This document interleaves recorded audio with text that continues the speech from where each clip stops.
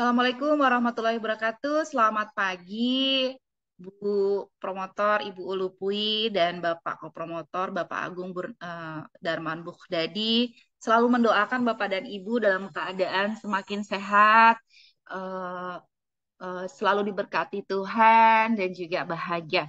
Mohon izin, saya Silvanasya, mahasiswa bimbingan Bapak dan Ibu untuk menjelaskan temuan terbaru mengenai disertasi ataupun juga paper yang nanti akan saya buat sehubungan dengan conference yang nanti akan berjalan yaitu ICMBA. Mohon izin saya share screen. Bapak dan Ibu, saya berencana untuk mengambil tema atau judul tentang macroeconomic development and microeconomic effects in determinants of pharmaceutical companies, capital structures listed on the Indonesian stock. Jadi di sini karena kita menggunakan hierarchical linear modeling, sehingga saya eh, pun juga sudah berkomunikasi dengan Bapak dan Ibu, kita mengganti dengan pharmaceutical itu dengan yang sektor di atasnya. Karena yang namanya hierarchical linear modeling itu kan kita melihat dari apa namanya sistem hierarkinya, di mana kalau di dalam di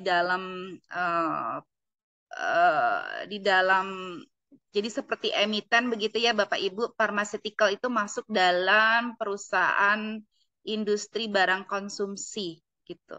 Jadi seperti manufacturing seperti itu. Jadi kita melihat sektornya ya nanti di atasnya yaitu subsektor sektor industri dan barang konsumsi. Jadi mungkin nanti ini akan saya ganti tidak dengan pharmaceutical company. Mohon arahannya nanti untuk kira-kira ini apa begitu ya. Kemudian berkaitan dengan ini data, ini Bapak Ibu data. Eh, untuk data saya sudah selesaikan Bapak Ibu. Saya ambil data untuk ICMBA ini saya kerucutkan tidak dari 2016 sampai 2021, namun saya kerucutkan 2017 sampai 2020. Kenapa? Karena data saya ambil dari Wall Street Journal, tidak Thomson and Reuters, karena kebetulan sudah terbiasa dari awal tuh udah ngolek data gitu kan. Jadi baru tahu sekarang ada Thomson and Reuters itu. Jadi saya kalau dipakai Wall Street Journal itu banyak yang bolong, bolongnya itu biasanya di ujung-ujung antara 2016 dan 2021. Jadi kadang dia laporannya 5 tahun mulai dari 2016 ke 2020 atau 2017 ke 2021 sehingga kadang bolong di ujung-ujung. Jadi nggak masalah ini walaupun mungkin 4 tahun 2017 sampai 2020, namun perusahaannya ini cukup banyak, Bapak Ibu. Saya buka, saya jembreng. Oke, saya jembreng di sini untuk subsektornya, sektor dari industri barang konsumsi terbagi atas yang tadi saya sampaikan, farmasi, makanan dan minuman, kemudian kosmetik dan keperluan rumah tangga, kemudian juga ada retail. Ada 2 item yang saya tidak libatkan di sini, jadi sebenarnya ada 6. Item yang tidak dimasukkan di sini adalah rokok. Rokok itu kenapa? Karena laporan keuangannya pun juga tidak lengkap, tidak saya dapatkan.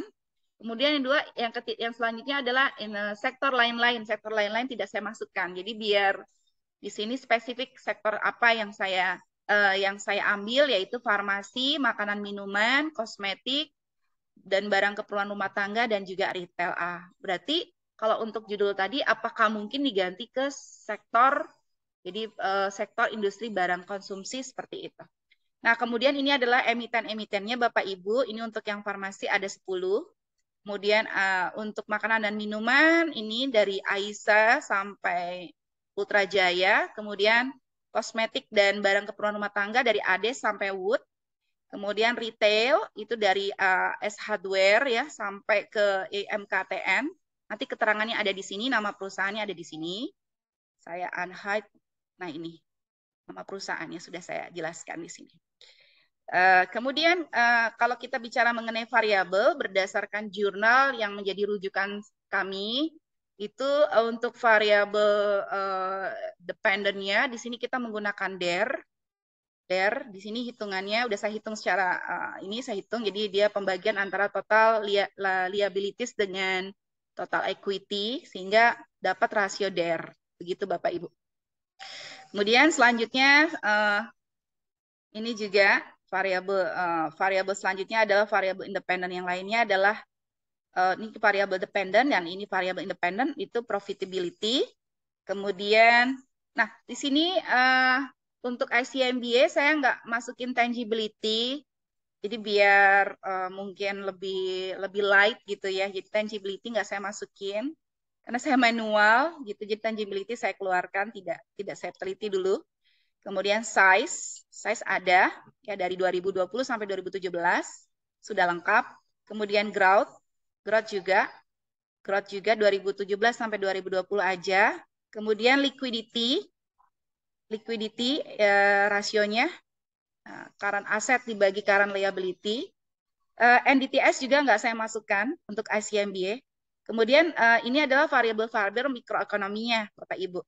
Untuk variabel makroekonominya nanti yang kita ambil adalah inflasi, kemudian laju PDB, kemudian perkembangan pasar saham, kemudian kapitalisasi saham terhadap PDB, dan suku bunga pinjaman atau BI rate. Begitu Bapak Ibu. Nah, kemudian dari sini saya sudah mengcompile datanya dalam bentuk siap untuk kita buat dalam pengolahan data menggunakan SPSS. Jadi karena kita menggunakan hierarchical linear modeling, maka yang namanya perusahaan itu perusahaan-perusahaan dari satu subsektor nanti akan berkumpul menjadi sektor. Contoh misalnya daya DVLA, kemudian sampai ke SDPC, ini adalah subsektor pertama yaitu pharmaceutical, begitu Bapak Ibu. Kemudian sampai sampai Ultra Jaya, ini adalah subsektor yang kedua. Kemudian ADES dan sebagainya, seperti itu Bapak Ibu. Kemudian ini ada sektor yang tadi saya sampaikan, ada sektor farmasi, sektor kebutuhan alat rumah tangga dan sebagainya Bapak Ibu. Ini masukin dalam sektor. Sektor kita totalnya ada 4 sektor. 4 sektor Bapak Ibu. Terus kemudian untuk perusahaannya di sini karena kita memakai time series-nya itu adalah 2017 sampai 2020, dibuat seperti ini Bapak Ibu. Ini sampai totally ada 63 perusahaan. Sorry, 51 perusahaan. Ya, totally ada 51 perusahaan, bukan 63, mohon maaf. 51 perusahaan, kemudian ini DER-nya sudah disusun, profitability-nya sudah disusun, size-nya sudah disusun, growth-nya sudah disusun, liquidity-nya, kemudian inflasinya, dan semuanya sudah saya compile. Alhamdulillah. Nah, selanjutnya Bapak Ibu saya mulai dengan pengolahan data. Nah, Bapak Ibu, saya sudah memasukkan datanya ke dalam SPSS. Jadi ada sektor, kemudian ada identitas perusahaan, kemudian DER, profitability, size, growth, liquidity, inflasi, laju PDB, saham, kapitalisasi, dan bunga. Nah, ini yang dari 8 sampai ke 12, ini adalah variabel-variabel makroekonomi, dan ini variabel-variabel mikroekonomi. Kenapa saya mengambil alasan variabel makroekonomi masuk ke dalam variabel ke dalam penelitian ini? Alasannya ini Bapak Ibu, mohon maaf. Nah ini alasannya Bapak Ibu. Ternyata berdasarkan teori, nanti saya akan jelaskan di jurnal mana ya. Ini ada hubungan antara faktor-faktor penentu. Jadi determinan kapital struktur itu ternyata pun juga dipengaruhi dengan variabel-variabel makroekonomi. Begitu. Jadi berdasarkan teori trade-off teori, inflasi itu dia berpengaruh dan dia berpengaruh positif. Begitu. Agency cost juga berpengaruh positif ternyata. Jadi semakin tinggi inflasi, semakin tinggi pun juga tingkat apa ya, Y-nya ya seperti itu. Kalau di situ DR-nya mungkin ya gitu kan.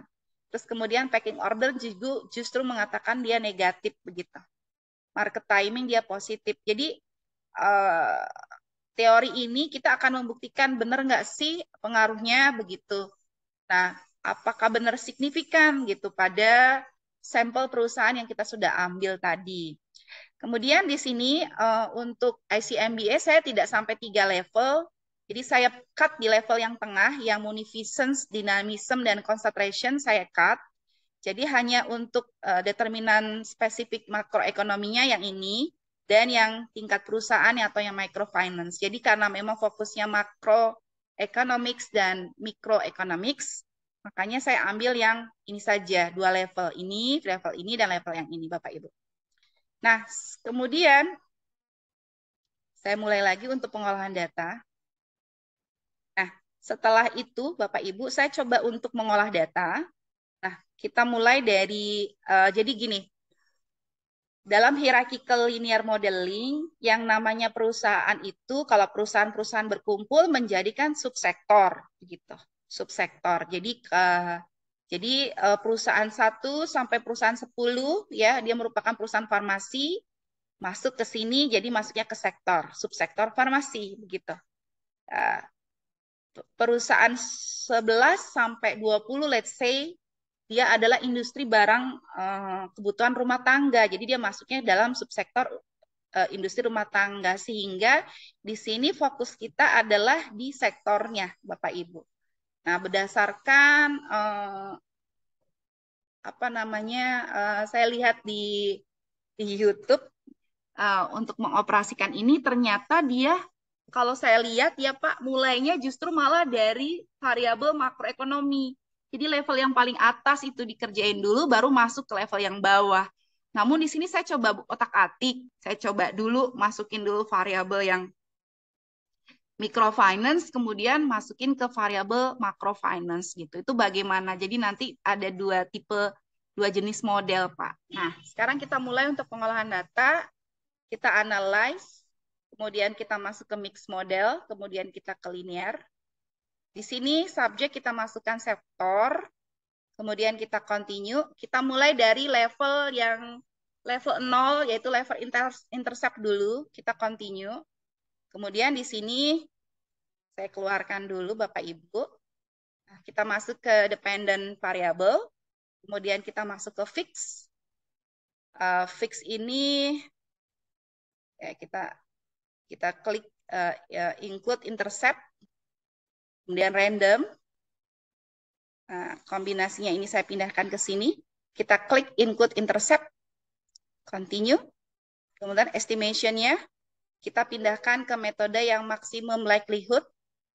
Kita continue. Kemudian statistiknya kita klik yang parameter estimates for fixed effect, kemudian test for covariance parameter sama covariance of random effects. Kemudian kita continue, yang lain kita abaikan dan kita langsung oke.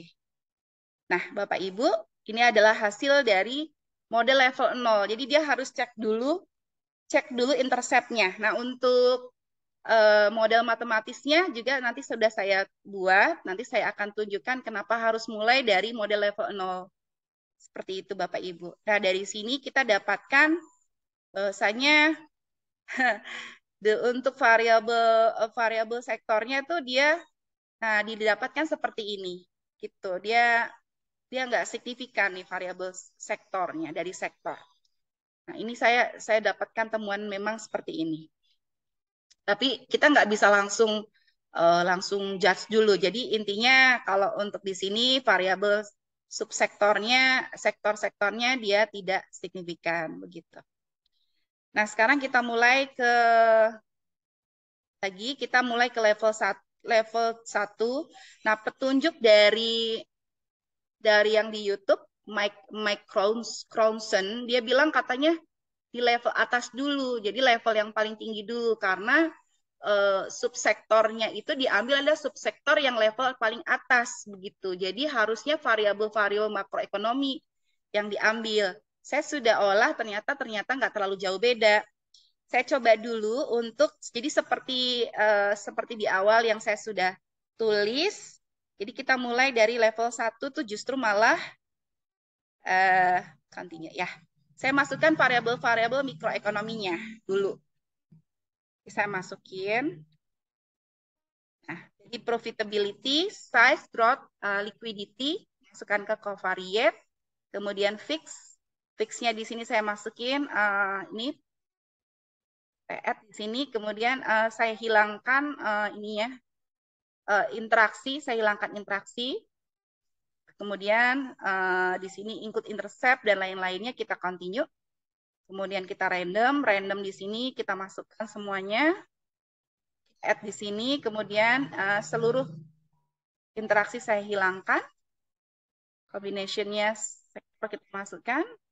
Kemudian continue. Kemudian estimation-nya tetap. Kemudian statistiknya tetap.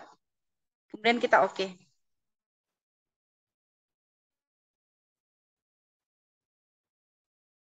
Wait. Nah, ini Bapak Ibu, ini hasilnya. Ini kalau kita melakukan, jadi variabel-variabel yang level satunya adalah variabel-variabel mikroekonomi. Seperti ini Bapak Ibu. Nah, terus kemudian untuk pembahasan nanti saya nanti akan analisis, saya tulis aja, saya masih belum paham juga. Kemudian dari sini selanjutnya kita lakukan untuk yang level terakhir, level yang paling tinggi, yaitu sudah kita masukkan variabel mikroekonomi. Kita masuk ke mix model, kemudian linear, kemudian ini kita continue, kemudian covariance-nya kita tambahkan dengan variabel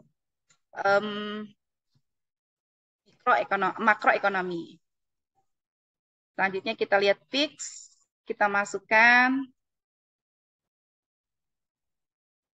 kita add di sini, kemudian kita hapuskan yang merupakan kombinasi, kemudian kita continue dan kita lihat lagi estimation-nya, kita lihat lagi statistiknya, kita cek, oke. Kemudian kita oke di sini. Oke. Nah, seperti ini Bapak Ibu. Jadi di sini kelihatan bunganya tuh dia begini. Ini bisa kita keluarkan suku bunga, mungkin suku bunga nggak berpengaruh. Kita keluarkan, jadi kita coba nanti variasi-variasiin sehingga apa namanya mendapatkan model terbaik gitu. Nah, ini kalau misalnya di level satunya itu yang mikroekonomi. Nah, sekarang kalau dibalik nanti bagaimana? Nah, nanti coba saya akan kirimkan ke Bapak Ibu beberapa model-model yang bisa dibuat seperti itu Bapak Ibu. Kira-kira seperti itu, nanti saya akan bikin laporannya Bapak Ibu. Terima kasih banyak, mohon maaf atas sering mengganggu atau waktunya. Terima kasih atas segala bimbingannya. Saya izin menyelesaikan video ini dan untuk selanjutnya nanti saya buat analisisnya. Terima kasih, selamat pagi. Assalamualaikum warahmatullahi wabarakatuh.